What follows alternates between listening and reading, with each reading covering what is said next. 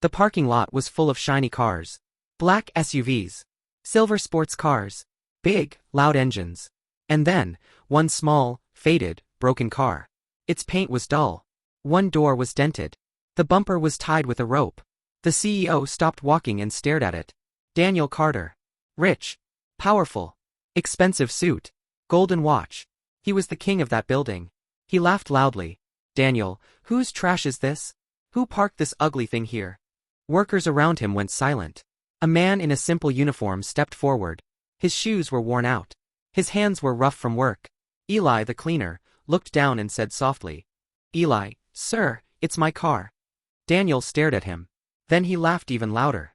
Daniel, your car? You call this a car? It looks like it came from a junkyard. People nearby tried not to look. Some looked away. Some wanted to speak. But nobody did. Eli's fingers shook around his keys. His eyes filled with tears. But he forced a small smile. Eli, sorry sir. I park it far next time. Daniel walked closer and tapped the broken bumper with his shoe. Daniel, do you know where you work? This is Carter Group. Look around. Do you see any toy cars like this? He turned to the others. Daniel, take a picture of this. We'll post it. Before and after working for me. Maybe he'll buy a real car in his next life. Soft laughter came from the back. Nervous. Wrong. Guilty. If you were there, would you laugh? Or would you walk away? Eli's heart hurt. He held his keys so tight they dug into his skin. He whispered to himself, stay calm. Just stay calm. He turned to leave the parking lot. But he didn't know. That same old car would soon expose the truth. And bring the mighty CEO to his knees. The sun was still rising. Morning light touched the glass building of Carter Group. Employees were walking in, holding coffee and laptops. Eli had come early, like always. He cleaned the lobby. He wiped the glass doors. He picked up trash nobody saw. He earned little money. But he worked with care. His old car waited quietly at the side of the parking lot. He always parked it in the far corner. Away from others. To avoid looks. To avoid jokes. But that morning, a security guard waved him. Guard. Eli, park near the main entrance today. The side area is blocked for repairs. Eli hesitated. Eli, are you sure? Guard, yes. Just for today. Don't worry. So Eli parked it closer. Took a deep breath. Locked the door. Then he rushed inside to start his work. Later that morning, Daniel arrived. His car was big and black. A driver opened the door. Daniel stepped out, talking loudly on the phone. Daniel, close the deal today. I don't care how. Just do it. He ended the call. Turned. And saw the old car. He frowned like someone had put garbage in his living room. Daniel, what is this? The guard panicked. Guard, sir, it belongs to one of the staff. Daniel, get him. Now. Soon, Eli was standing there. Eli felt everyone's eyes on him. His throat was dry. He could feel his heartbeat in his ears. Daniel walked around the car like it was a joke in a showroom. Daniel, how old is this thing? Does it even start? Eli swallowed. Eli, yes sir. It runs fine. I know it looks. Daniel cut him off. Daniel, looks? It looks like you picked it from the trash. This is a company parking lot, not a slum. The words hit like a slap. Eli's hands shook. He looked at the ground. Eli, I'm sorry sir. I'll move it. Daniel stepped closer. His voice was sharp. Daniel, you cleaners, always the same. No sense of class. No sense of image. My clients will come today. And this is the first thing they see? Your poor life parked in front of my building. The guard looked guilty. A junior employee, Grace, watched from a distance. Her eyes were sad. Grace whispered to her colleague. Grace, this is not right. Colleague, shh, don't say anything. He'll fire you. Eli opened his mouth to speak. He wanted to say, this car is all I have. This car holds my life story. You don't know why I keep it. But the words froze. Instead he only said, Eli, I understand sir. Daniel smirked. Daniel, good. Try not to embarrass the company again. He walked away, laughing softly. Eli watched him go. His vision blurred with tears. He touched the old steering wheel through the window and thought, one day, this same car will show who you really are. The scene faded with Eli standing alone in the parking lot. And inside the building, plans for a big important meeting had already started. By afternoon, the office was shining. Flowers at the entrance. Fresh coffee smell in the air. Everyone was nervous.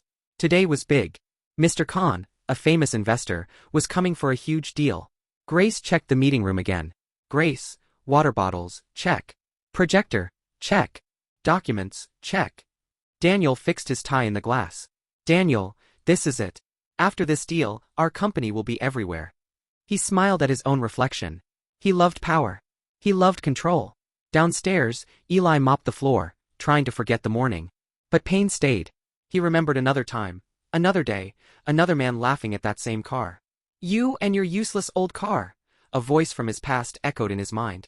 He closed his eyes for a second, took a deep breath, then continued his work. Outside, a simple white car entered the gate. From it, an older man stepped out. Mr. Khan. He was rich. But he dressed simple. No big watch. No loud colors. Daniel rushed down to greet him. Daniel. Mr. Khan. Welcome, sir. They shook hands. As they walked inside, Mr. Khan suddenly stopped. His eyes had caught something in the corner of the parking lot. That old, faded car. He stared at it. His face changed. Mr. Khan, who owns that car? Daniel looked confused for a second. Then annoyed. Daniel. Oh, that junk? It belongs to one of the cleaners, I think. Embarrassing, right? I already warned him. He expected Mr. Khan to laugh with him. But Mr. Khan did not laugh. Instead, his eyes softened. He stepped closer to the old car. He touched the dented door. His fingers moved over a small, faded sticker on the window. A sticker from an old charity hospital. Half torn. But still there. Mr. Khan whispered. Mr. Khan, I know this car. Daniel blinked. Daniel, you know this car? Mr. Khan turned to him, serious now. Mr. Khan, yes. Where is the person who owns it? Daniel raised his eyebrow. Daniel, he's just a cleaner, sir. We can talk about the deal first. Mr. Khan's voice became firm. Mr. Khan, no. I want to meet him. Now. Daniel felt a strange fear in his chest. Nothing was going as he planned. He signaled to the guard. Daniel, call Eli. The cleaner. A few minutes later, Eli walked slowly into the parking area. His heart raced. Had he done something wrong again? He saw Daniel. He saw the important guest. He wiped his hands on his uniform, nervous. Eli, you called me, sir? Mr. Khan looked at him carefully. Mr. Khan, you own this car? Eli nodded. Eli, yes, sir. I know it looks very old. But it is special to me. I will move it if... Mr. Khan shook his head. Mr. Khan, did you drive this car to the city hospital 5 years ago? During the flood? Eli's eyes widened. Old memories rushed back. Rain. Mud. People shouting. A little girl, not breathing. Eli's voice trembled. Eli, yes, sir. I used this car that night. The roads were blocked. No ambulance was coming. I took a girl in my arms. I don't know her name.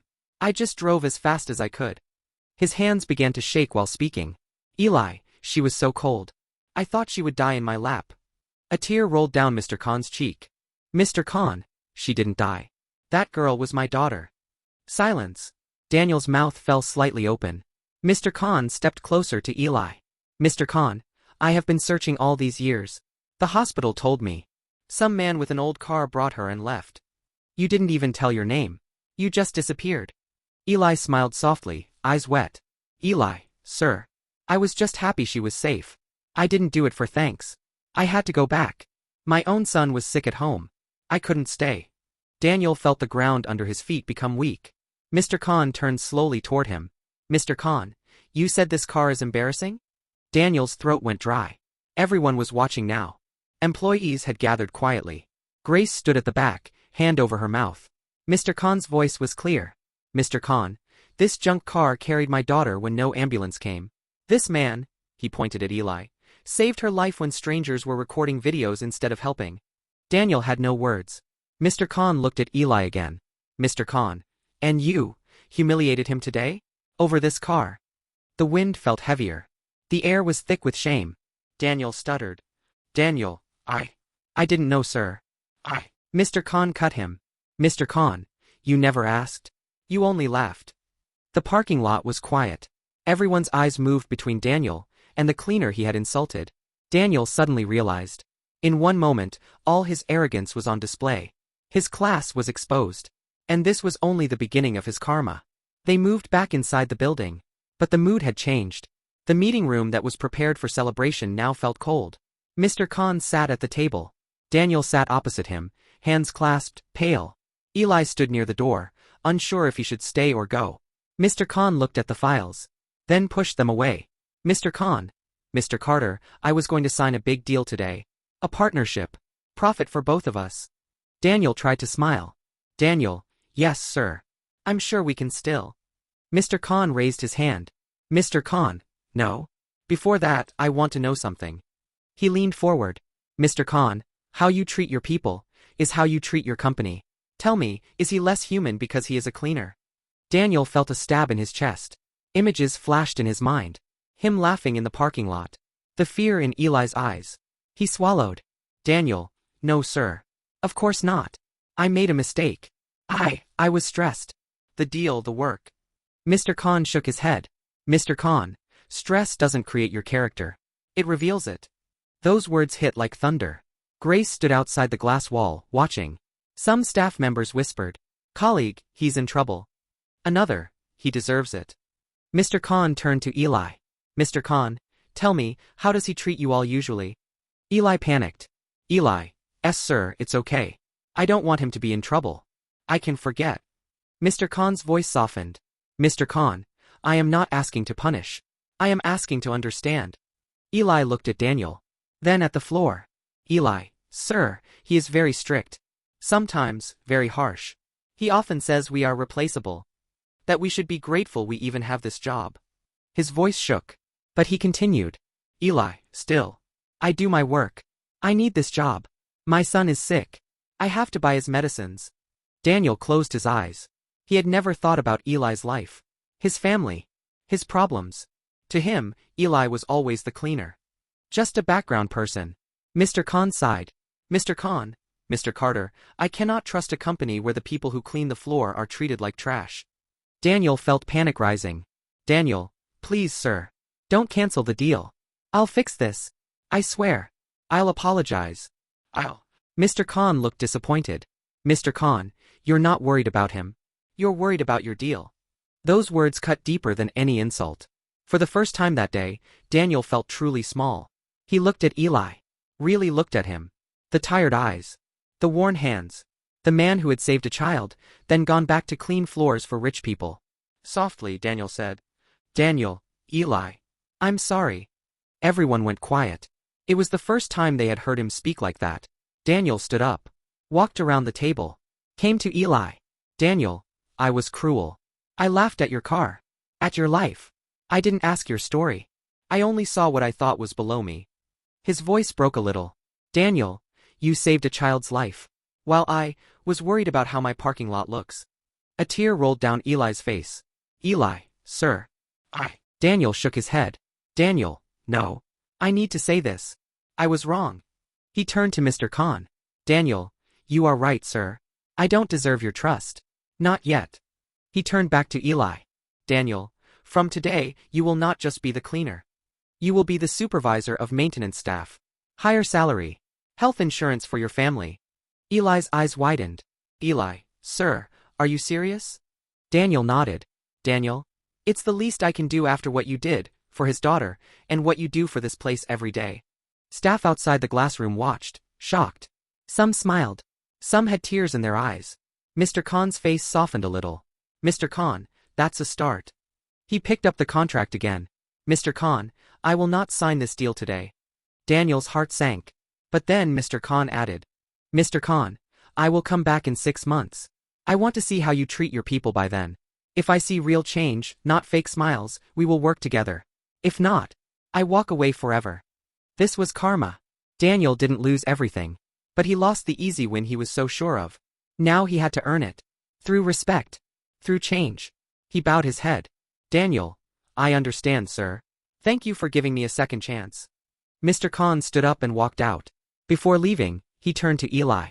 Mr. Khan, and you, if you ever need help with your son's treatment, contact my office. It's the number on the card. He gave Eli a card.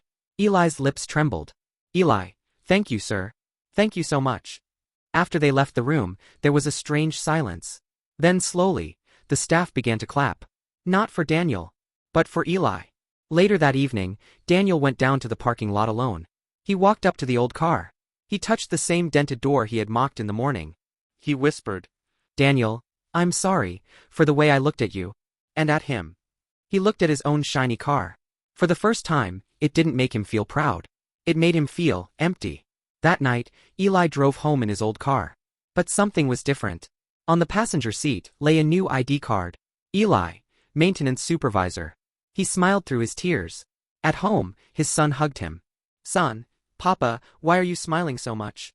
Eli kissed his forehead. "Eli, because, my boy, today, someone finally saw who your father really is. Never judge a person by their car, clothes, or job. The poorest looking person may have the richest heart. And remember, karma always finds the proud."